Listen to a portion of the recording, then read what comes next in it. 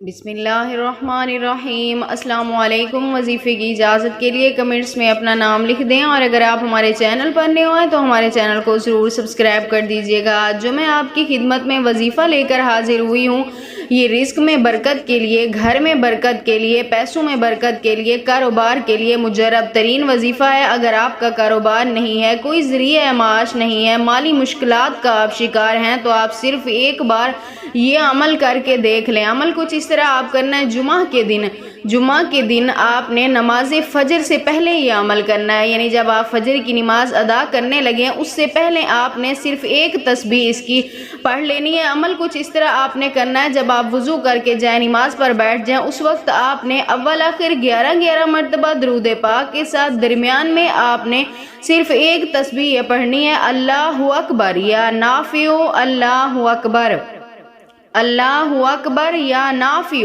اللہ اکبر، یعنی ایک دانے پہ آپ نے یہ پڑھا، اس کے بعد آپ نے دوسرے دانے کے اوپر اللہ اکبر یا نافع اللہ اکبر یہ آپ نے پڑھنا ہے۔